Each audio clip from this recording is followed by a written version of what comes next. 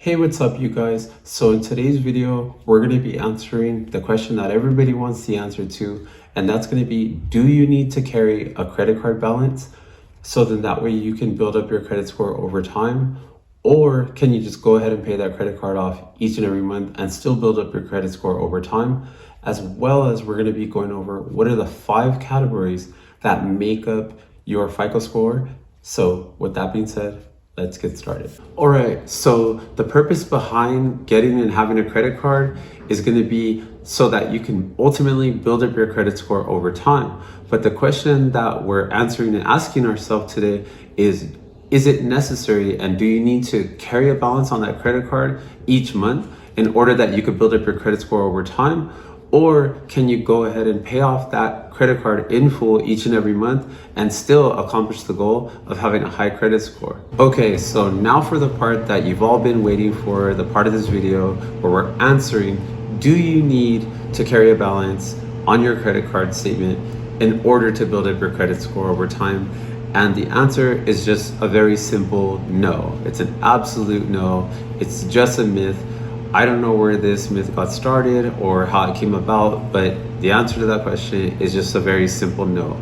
You do not need to carry a balance of any amount each and every month in order that you build up your credit score over time. But what you do need to do is you need to make, at the very minimum, your minimum monthly payments on time each and every month. And if you really want to do this in a way where you avoid paying any interest, just be sure to pay off your card and your balance in full each and every month, and over time your credit score will rise, and then you'll be able to enjoy all the benefits that come with having a high credit score, and you'll receive much more favorable terms when it comes to borrowing money of any kind. Like, you will receive better interest rates now that you have a high credit score as compared to having a low credit score where you would have a higher interest rate, which is going to ultimately cost you more money, and who wants to pay more money than they have to. As well as you'd be able to enjoy the benefit of things like being able to be eligible and approved for credit cards that have sign-up bonuses and perks that with having a lower credit score, you wouldn't be eligible to get those things.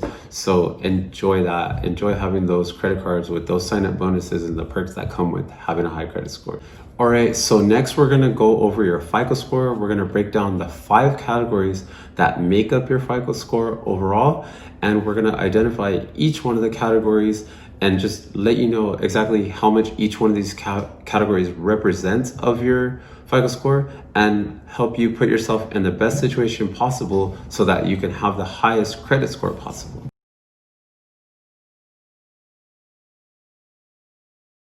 All right, so the first category that represents and makes up your FICO score, and it represents the largest portion of your credit score and your FICO score, is your payment history. It's huge. It represents 35% of your FICO score. So you really want to do well in this category, and you want to make sure that as much as possible that you make your payments from that you have scheduled from any kind of banking, any kind of lending, any kind of credit card, any kind of payments that you need to make, that you make those payments on time each and every month without being late. Because once you get a late payment on your credit, it's going to take at least a year, if not more, for your credit to slowly start to recover from that. So when it comes to the payment history category, make sure you make all your payments on time, every time. It doesn't have to necessarily you pay off the whole entire balance, but at least that you're making your minimum payments each and every month on time, every time, no matter what. All right, so next up on the categories that make up your FICO score is going to be your balance owed. So exactly like the name says, it's going to be your balance owed. So when it comes to your balance owed represents 30% of your FICO scores. So it's pretty important. So when it comes to your balance owed, you want to make sure that you're not using as much of your available credit as possible, because let's say, for example, you have a $1,000 credit card and you use $1,000 of that available credit.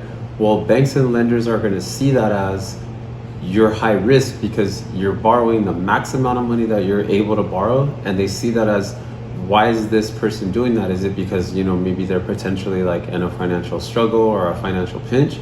And they see that like maybe they're not going to get all their money back, or if they do, you're not going to make those payments back on time because that's why you're borrowing all the money. You probably don't have any money, or you're in some way struggling financially.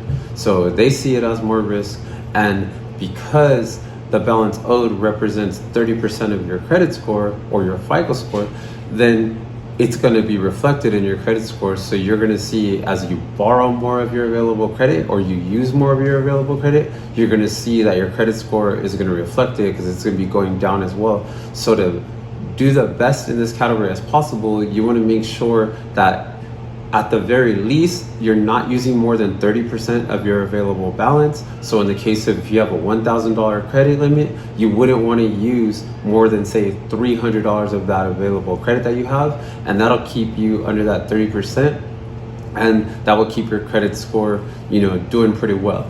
And now in a perfect situation, if you're able to, you want to go ahead and make sure that regardless of whatever amount that you charge on your credit card or whatever your limit is, that you go ahead and pay that balance off in full each and every month. And then when they look at your balance owed, it's always going to be zero. So that's going to put you in the best situation possible and allow you to put yourself in a situation where you're going to get the most out of this category when it comes to your balance owed, and it'll reflect in your credit score as positive as it possibly can when it comes to that specific category. So if you're able to, be sure to pay off your credit card in full each month. And if you can't, then just make sure that you're not charging or using more than 30% of your available credit when it comes to your credit card. All right, so third on the list of the five categories that make up your credit score is going to be the length of your credit history. So this one's pretty straightforward. It's obviously the length of your credit history. So really, you want to start this process as soon as possible. So as soon as you're able to start establishing and building credit, preferably around 18, 19 years old, you want to go ahead and get started with establishing your credit, opening positive lines of credit, and just keeping all of these accounts, in positive standing by making your payments, at least your minimum payments each and every month, and just never, occurring any late payments. And then even when you decide that you're not going to maybe use those accounts or those credit cards anymore, don't close those accounts, because that affects your positive credit history. So you just want to go ahead, like I said, make all your payments on time, open positive lines of credit, and just make all your on-time payments each and every month, and just establish and build a long-term credit history with positive standing in all your accounts. All right, you guys, so the fourth category that's going to make up your FICO score is going to be your new credit accounts. So your new credit accounts are going to represent 10% of your FICO score. All right, you guys, so when it comes to your new credit accounts, this particular category is basically exactly that. They're just giving you a certain score based on how many new accounts of your credit, or how many new lines of credit that you have are new. And just because banks and lenders like to see that you have some new fresh lines of credit opened up, and that you don't just have a bunch of old accounts that have all been paid off and there's just no activity, and that gives them no way to judge if you're still in a current position to be able to, be a strong candidate to borrow or for them to lend money to.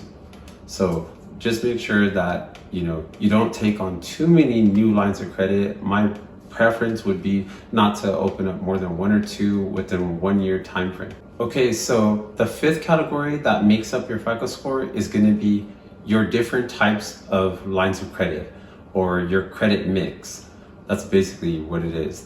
So banks and lenders, they want to see what are the different types of lines of credit that you have available to you. They want to see, like, do you have just some, they don't want to see that you just have a mortgage or just an auto loan. Like, they're hoping to see that you have different types of, credit available. Maybe you have a mortgage, maybe you have a car payment, maybe you have a couple credit cards, maybe you have a personal loan. They want to see different lines of credit, just showing that you have different types of credit available to you. But you do not need to have all these different types of lines of credit in order to have a high credit score. This particular category only represents 10% of your credit score. And again, you don't need to have all these different types of lines of credit or these different mixes of credit type of accounts in order to have a high credit score.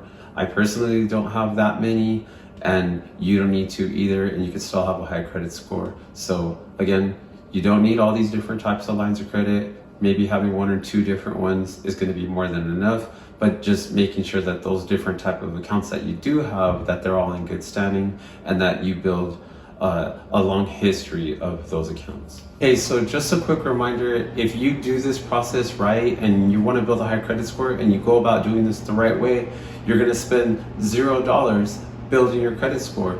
I'm not saying you're not going to spend any money at all, but you're not going to spend any money on building your credit score, because if you do this the right way, you're only going to buy things that you were already intending on buying. You're not going to go out and buy anything for the sole purpose of building your credit score, and you're not going to pay not a cent of interest if you do this the right way. So all you got to do is whatever you're already intending on buying, you go out and buy that product or service, whatever it is, or food or whatever. You go out and put that on a credit card, pay it off each and every month completely in full. You pay 0 interest, and over time your credit score is going to rise, and then you're going to have a high credit score, and you'll be eligible for other types of things like credit cards that have sign-up bonuses and perks and features that, you know, are only going to be made eligible to those people with high credit scores. And then you'll be able to get, you know, very low interest rates when it comes to, you know, things like refinancing and, you know, mortgage loans and things like that. You're going to get favorable terms. So again, do this the right way. It's not going to cost you any money that you're not already spending, and then you just be able to enjoy all the great benefits that come with having a high FICO score. Thank you guys so much for watching. I really appreciate it, and I'll see you guys in the next video.